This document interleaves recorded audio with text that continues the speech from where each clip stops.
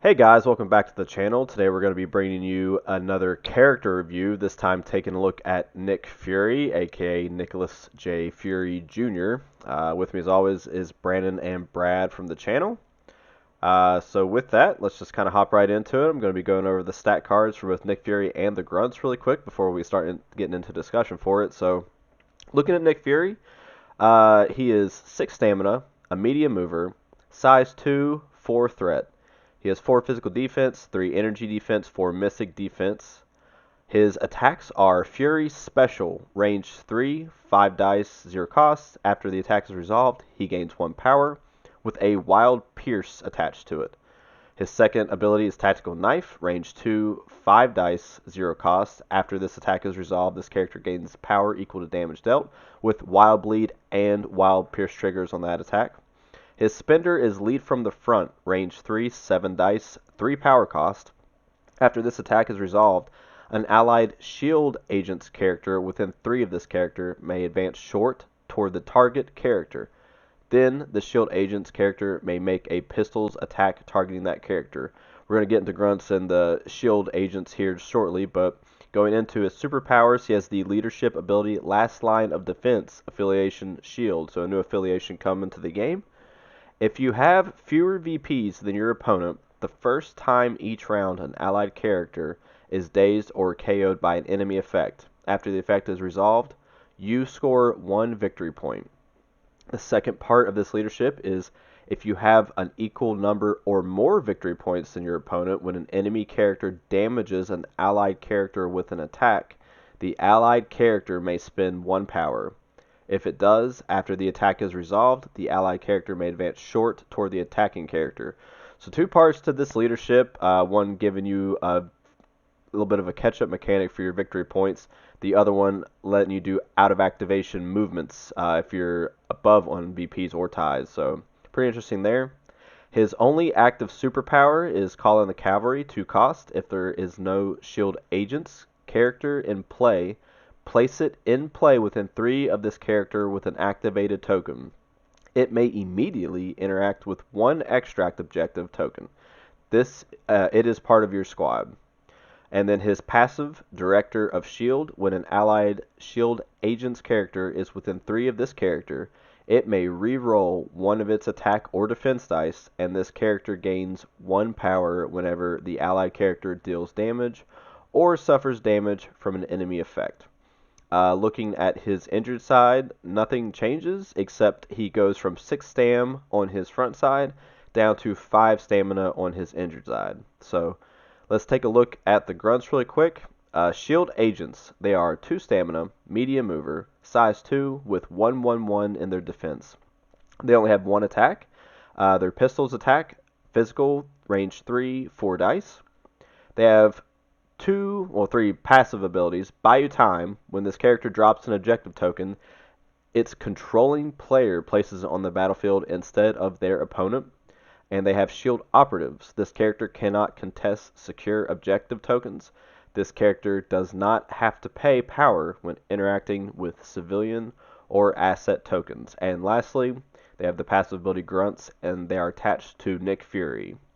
So that was quite a bit to look at in just a short amount of time. But we'll start with you, Brad. What do you think? We'll kind of save the leadership and the grunt stuff for here in just a minute. What do you think of Nick Fury overall as just a 4 threat character? Well, it's hard to ignore the grunts for that, but because he does so much with them. Having Pierce on 2 of his attacks is pretty good. Bleed's okay. Um, you want the grunts out with them, I think. Uh, I don't know. He's interesting. I'm not so interesting that I have to run out and get him and play him. But I'd like to see him across the table and play against them. Yeah, he has. He has decent stamp pull, and he has pretty good defensive stats for a 4 threat. He doesn't have any kind of defensive tech. Yeah. And he does have to play. He has range 3. He does have to play a little bit close, so his survivability is he's not bad, but he's not great either. Yeah. What about you, Brandon? What do you think? I think you kind of hit the nail on the head there. I think that's going to be a big problem for him. Just like he always wanted to be within three. He's never going to be really protecting himself. Um, like no inherent rerolls.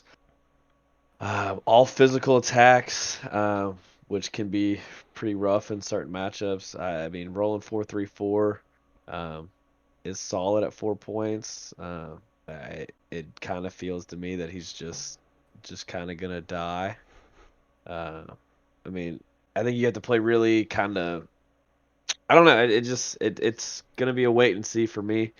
Um, I do like wild pierces. Other than that, I mean, there's just not a. I mean, I guess the grunts give them a reroll, right?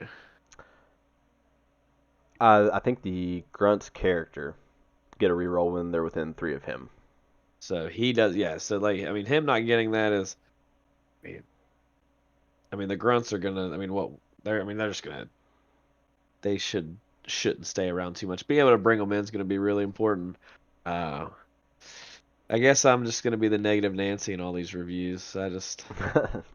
I'm not seeing a whole lot of. I mean, it's and I guess it's too just even thinking about like the people that could be in that affiliation doesn't seem to make that a whole lot easier. It seems like he wants to hide, um, but he doesn't really do anything from hiding. He doesn't have any kind of like offensive tech. He doesn't have any movement shenanigans. Well, so a lot of his movement shenanigans seem like they're coming from the leadership. So we'll go ahead and touch on that really quick. So if you have less VPs than your opponent, the first time each round an allied character is dazed or KO'd, after the effect is resolved, you score 1 VP. So you're only going to get 1 VP out from the leadership for the entire round. Um, I mean, anything that lets you score VPs for free is, I mean, it's still pretty good. Scoring 1, if you're able to kind of keep parity, maybe you slip up for a round, it'll kind of help you catch back up a little bit. I think the more interesting part of the leadership is if you have equal or more than your opponent. Uh, every time somebody is damaged, the allied character can spend 1 power. If it does, it may advance short toward the attacking character, and that's not limited to once per round or once per character. So you can get a lot of out of activation movements as well as get some out of activation movements from the shield agents doing leading from the front, which I think overall is a really good spender. 3 power for 11 dice and an out of activation movement. It seems like it's pretty good. His Fury special and his Tactical Knife are both solid abilities, but the grunts, we haven't really seen a full rule set for the grunts yet. We know that they're attached to parent characters, so the shield agents are attached to Nick Fury. And we also know that they are starting to change leadership slightly. As of this recording earlier today, they changed Sam Wilson's leadership to where these grunt models will not trigger all new, all different, I believe is what the leadership's called. So we'll bounce back to you, Brad. What do you think of uh, the leadership ability, last line of defense? How do you feel about the VP scoring and the spend of power to move? One thing I want to note is while they did change Sam Wilson, Nick Fury does still trigger off of it. So if they kill your grunts and it's the first one to die, you will get a VP for that. Yep. So that's an easy VP if you're behind. It's at first glance, it seems like maybe you want that into Black Order, like gain victory for your guys dying, just like they're gaining victory for your guys dying. Mm-hmm. However, like right now, Thanos's leadership has not changed wording. We have no clarification on this, but it seems like Grunts dying will get Black Order victory points. And Nick Fury needs the Grunts. So right now, it doesn't feel like you can play him into Black Order. And Yep, that's fair. yeah, into other things, like it's probably fine. Well, how do you guys? Sam Wilson's is also a move on stuff happening, Mm-hmm. dazing and KOing. And people love that. Now, there's also a heal with it, but in no direction specified. But being similar to a good leadership is probably good. How do you feel about grunts coming into the game? We'll kind of toss this back over to you, Brandon. What do you think about grunts as a just new part of the game? Don't know the word I'm kind of looking for. A new. Help me out. What's a good word for? New add-on to the game. Yeah, that's fine. For them coming in, how do you feel about that? Uh, I was pretty skeptical about it at first. I want to play superheroes. I play this game to play superheroes. I don't need these little minions. If I want to play minions, I'll go play a different game. That's why. But I think they're at this point, at least from what we've seen, they don't seem like they're not going to overrun a table. You can only have really, I think it's really you can only have one at a time. Um, I mean, there are the things just like you said, like there are certain times where there are matchups that you're just going to get obliterated. Um, they're not, at least these grunts aren't very offensive. They don't have a ton of like offensive tech, or they don't have any real tech, and so it's like, I mean, they get throw 4 dice into something, which is, I mean, that's most. There's a lot of 3-point character builders are throwing 4 dice into stuff uh, at range 3. So What I mean, gets me it's excited is this solid. right here, this buy you time, being able to drop the objective token where you Yeah, want instead of your opponent. That seems like it's a very, very good ability, and I'm yeah, actually pretty excited for that one. yeah. I like the idea. Like the agents are basically there to die and then to throw back the token towards you, which seems like a thing that would happen with shield agents in reality. So I mean I guess I'm a little wait and see on them. I'm not a huge on them being added to the game, but I think so far, at least with these, it's I don't think it's gonna do anything negative.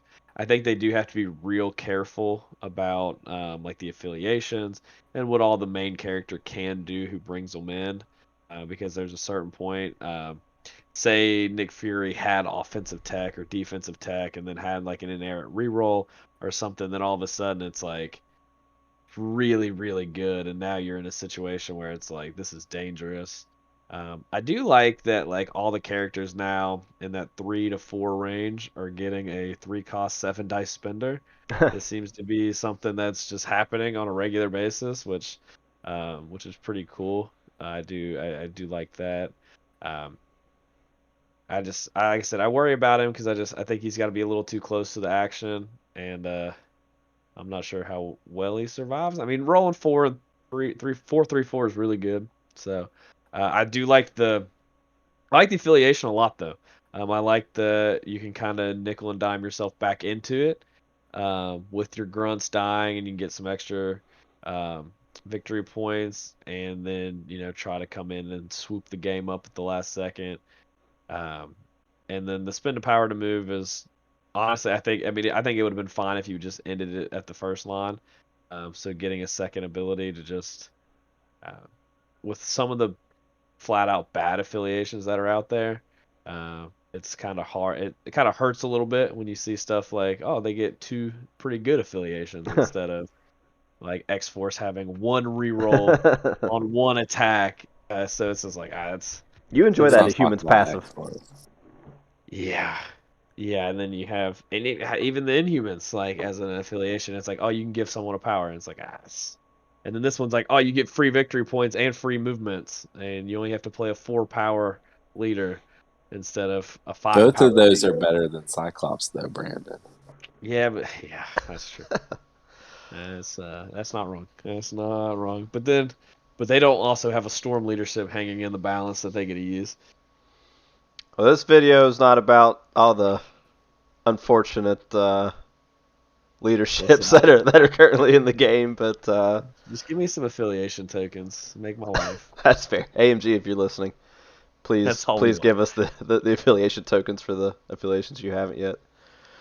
Well, so taking a look at Nick Fury, keep in mind, guys, that all this is kind of has to be taken with a grain of salt. We just right now are able to look at him at face value. We don't have the fleshed out affiliation. and we also don't have the completely fleshed out rules for grunts. I don't know that there'll be too much more other than what we already know, but um, overall, I think that he's an interesting character. I think he's got some interesting stuff going for him. Until we know, like I said, the full affiliation and also the 10 tactics cards that come in his box, which we do not know about yet.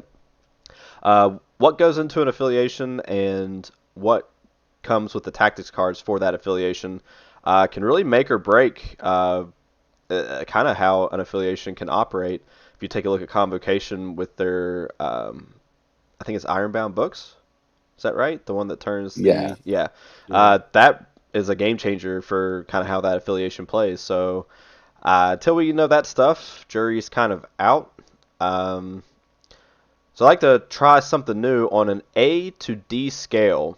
Just from what we know right now, where would you put him? We'll start with you, Brad. C. A C? Okay. What about you, Brandon? Yeah, I was leaning towards that C minus, just as face value. I'm not see a whole lot out of him. I need more information. Mainly the affiliation. I think who's a part of his affiliation. I just feel like feel like they're going to be a real defensive affiliation, and him not being able to do anything defensive is going to possibly hurt. But yeah, I just don't see a whole lot on this card that uh, makes me think, oh wow, like nothing about it even kind of excites me. Uh, have we Okay. seen his model yet? Is he small base? He is small base, and I believe the shield agents are medium. I think Yes. that's right. I believe So so. small base, medium mover for yeah. It doesn't do anything for me. I don't know. Well, I think I'm gonna But go. I think I'm gonna go with a B minus. I think I'm gonna go with B minus. I do like the Pierces. Range 3 is not the best, but it's most certainly not the worst. And the kind of out of activation movement here that we're getting uh, could be pretty cool. And there's probably some extract plays that I'm sure people way smarter than me are going to be able to come up with pretty early on as far as what all you can do because they get an immediate interact with an extract. So I all am in all, intrigued on all the shenanigans that can happen. I'm That is sure that there will be some. We're talking about affiliation. I think a lot of people are expecting Black Widow, Agent of Shield, to be affiliated as well as Hawkeye.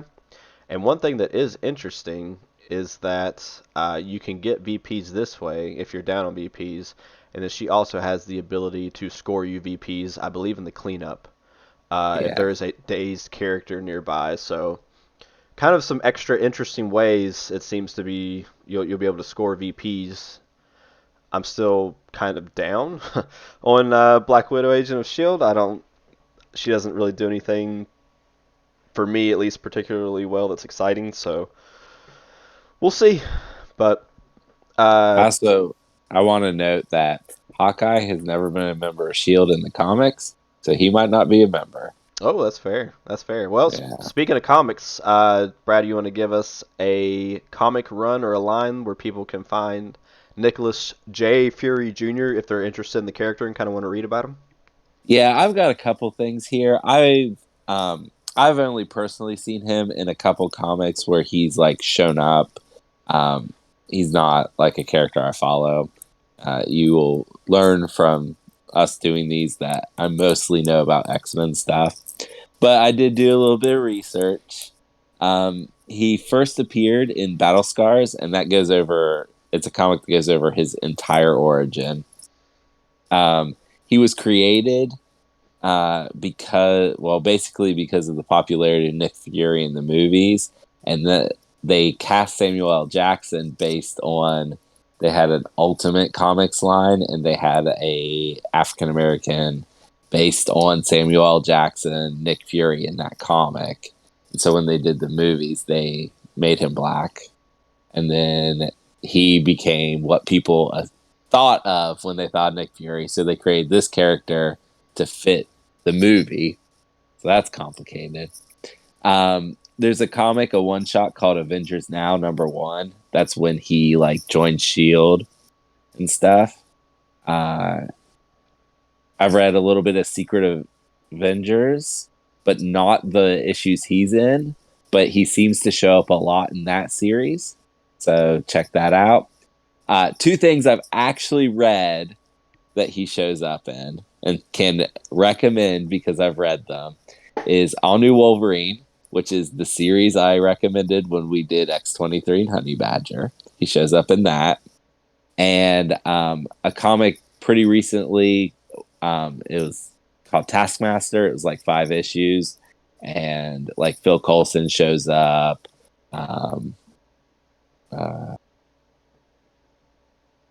Black Widow's in there.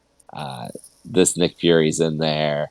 And it was a good series. So that's a good one if you want some Nick Fury. He was actually really great in that series. So that's my recommendations. Check out probably Secret Avengers if you want the most Nick Fury and Battle Scars for his origin.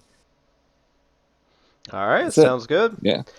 Well, with that, that wraps up our Nick Fury review, where he does have 10 tactics cards. I imagine that at some point in the future, we're going to kind of just come back to the box and do kind of a review of all of his tactics cards because there's so many. But yeah, that wraps us up for today. As always, I'm using Cerebro MCP when looking at the cards and kind of reviewing them. So if you guys need a handy list builder app, or you just want to browse all the cards and resources available for Marvel Crisis Protocol, make you an account and log in. It's super easy and it's super easy to use, so I highly recommend it. But that's it for us, so we'll catch you guys on the next one. Bye, guys.